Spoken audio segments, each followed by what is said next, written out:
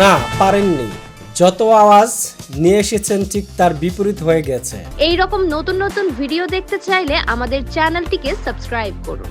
Video ভালো লাগলে like দিন, যদি কোনো পরামর্শ থাকে অবশ্যই কমেন্ট করে জানাবেন এবং অন্যকে দেখার জন্য শেয়ার করুন।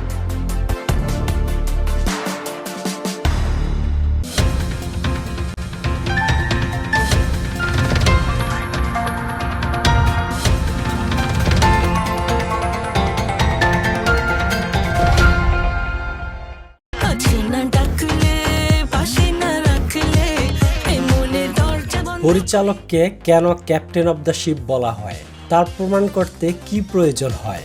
রায়হান রাফির প্রেসার কুকার ও মেহেদী হাসান হৃদয়ের রাক্ষস এবং প্রিন্সে আবু হায়াত মাহমুদ, তারা কি পেরেছেন প্রমাণ করতে?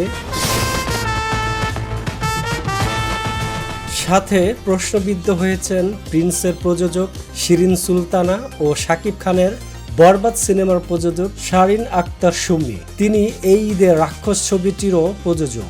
এই দুই নারী কি তাহলে শাকিব খানের 12টা বাজিয়েছেন এবং তারা ডিরেক্টর কাটসকে অবমাননা করেছেন?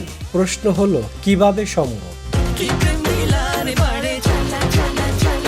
আর তাই দিন শেষে সিনেমা কিন্তু ডিরেক্টরস মিডিয়াম, অর্থাৎ ডিরেক্টরস কার্ড। আপনি মেগা স্টার বা আপনি যাই হন না কেন, আপনি প্রডিউসার থেকে অবিশ্বাস্য টাকা নেবেন, বেছে বেছে টপ এইচডিওদের নেবেন, ডিরেক্টরকে বসায় নিজেই ডিরেকশন দিবেন, টাকা না পেলে সিনেমা আটকে দিবেন, সিনেমা ফেলে রেখে বিজ্ঞাপনে শুটে যাবেন। এর ফলাফল প্রিন্স সিনেমার আউটপুট। আর রাক্ষস দেখেন, ডিরেক্টর একটা গল্প বলার ট্রাই করেছেন, সাপোর্টিং এলিমেন্ট হিসেবে তুলে এনেছেন হিরোজিয়াম, লার্জার দ্যান লাইফ চমৎকার কমার্শিয়াল সিনেমা, সব মিলিয়ে দুর্দান্ত প্রেজেন্টেশন। এই জন্যই ক্যাপ্টেন অব দ্য শিপকে বিশ্বাস করতে হয়। কেন বললাম এই কথা তার প্রমাণ দিচ্ছি। হিমেল আশরাফ না হওয়ার জন্য আপনাকে অভিনন্দন মেহেদী হাসান হৃদয়। একজন বলেছেন অনেক বছর আগে বাপ্পিকে নিয়ে একটা সিনেমা বানিয়েছিলেন হিমেল আশরাফ। সেই দুর্বিষহ স্মৃতির পর একটা লম্বা গ্যাপ দিয়ে প্রিয়তমার অবিশ্বাস্য সাফল্য তার। তোমাকে জানিয়ে দিলাম ও প্রিয়তমা। এরপর শাকিব খানের সাথেই বিরাট অ্যারেঞ্জমেন্টের রাজকুমার। হিমেল আশরাফকে ছোট করছি না, তিনি দারুণ একজন নির্মাতা, কিন্তু শাকিব খানের সাথে ব্যাক টু ব্যাক সিনেমা বানানোর পর থেকেই শাকিব খানের শিডিউল না পেয়ে আর সিনেমাই বানাতে পারছেন না। তবে মেহেদী হাসান হৃদয় তা করে নাই, তিনি তার ধারাবাহিকতা বজায় রেখেছে। বরবাদের ব্যাপক সাফল্যের পর হৃদয় যে দুঃসাহস দেখালেন, বরবাদের চাইতো বড় সিনেমা বানালেন সিয়াম আহমেদকে নিয়ে। এর জন্য কলিজা লাগে, হৃদয় সেই কলিজা আছে, তা দেখিয়েছেন। তারই ছাপ মিলেছে রাক্ষসে। রাক্ষস দেখার পর হৃদয়ের প্রতি একটা অন্যরকম কনফিডেন্স চলে আসছে, তিনি তার দায়িত্বটা ঠিকমতোই পালন করেছেন। কিন্তু অন্যদিকে শাকিব খানকে প্রশ্নবিদ্ধ করেছেন দুই নারী। এই দুই নারীর মধ্যে কে শাকিব খানকে ধ্বংস করলো জানেন? দাঁড়ান মন দিয়ে শুনুন বলছি। বাংলা সিনেমা যখন প্রযোজক শূন্য হচ্ছিল, তখন এই দুইজন আসে বাংলা সিনেমা বানাতে। প্রথম আসে শারিন আক্তার সুমি, যিনি প্রথম ছবিতেই 15 কোটি টাকার সিনেমা বানান শাকিব খানকে নিয়ে, নাম বরবাদ।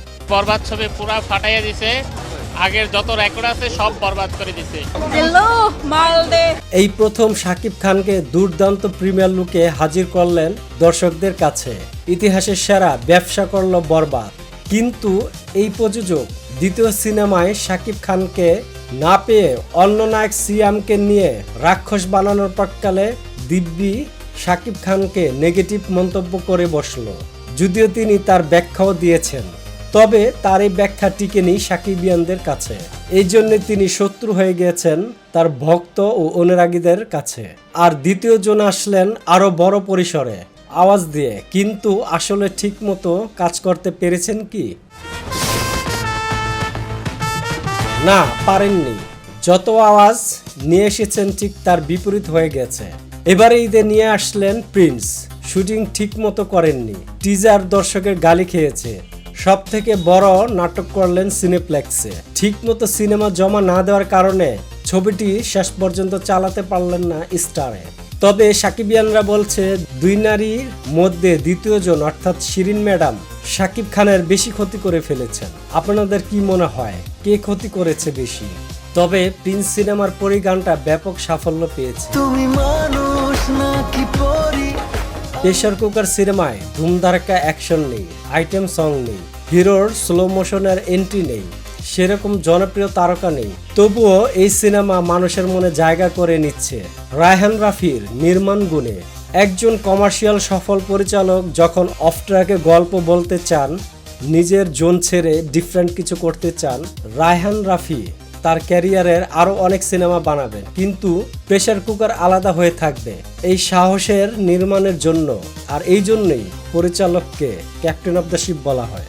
যদিও শাকিব খানকে নিয়ে অ্যাকশন গণনা সিনেমা তাণ্ডবে তাণ্ডব চালিয়েছিল রায়হান রাফির এই সিনেমাটি মেগা স্টার শাকিব খানকে নিয়ে।